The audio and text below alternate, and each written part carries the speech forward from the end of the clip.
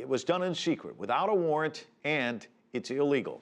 A U.S. federal court ruled the National Security Agency's practice of collecting domestic telephone records of U.S. citizens goes beyond what Congress intended.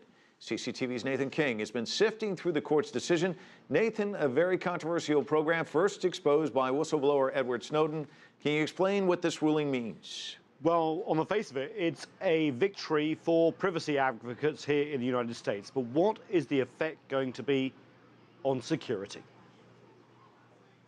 When Edward Snowden, contractor for the U.S. National Security Agency, fled the U.S. in 2013, one of the biggest secrets he revealed was the bulk collection of phone data on U.S. citizens.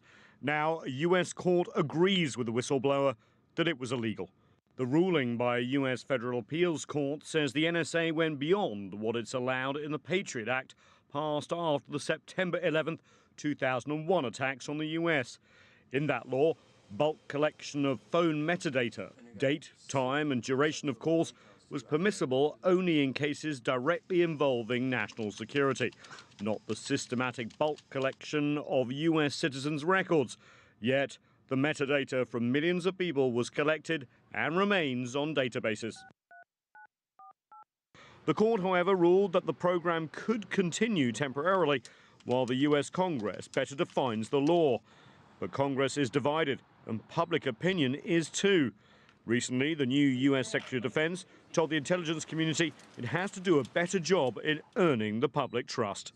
We need to be open to people. We can't always tell them what we're doing, but we need to be open enough with our government so that it knows what it's doing, so that its officials can in turn turn to our people and say, I'm sorry I can't tell you everything. You wouldn't want me to tell you everything that is being done to protect you, because that would undermine our ability to protect you.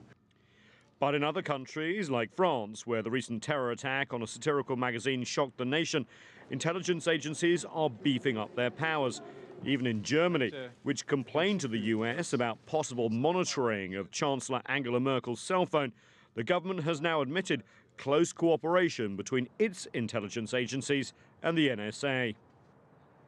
And back here in the US, the National Security Agency maintains that the collection of personal metadata is actually necessary in the fight against terrorism and that records can't be accessed without a court order. But privacy advocates argue that those courts are secret and one-sided, and so much information can now be gleaned from our phones that intelligence agencies know far too much about us. What is certain is this case will not be the last, and it's likely, Mike, to end up in the U.S. Supreme Court. Can this debate between privacy and security, can it ever be balanced considering the threats terrorists pose?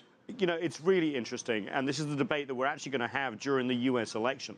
Take the two parties that are running. You have the Republicans on one side, the Libertarians, who say we should get rid of the Patriot Act altogether. The government should not be in our business. The other hawkish side says we need to know because we could have prevented the 9/11 attacks in 2001 had we had similar programs in place.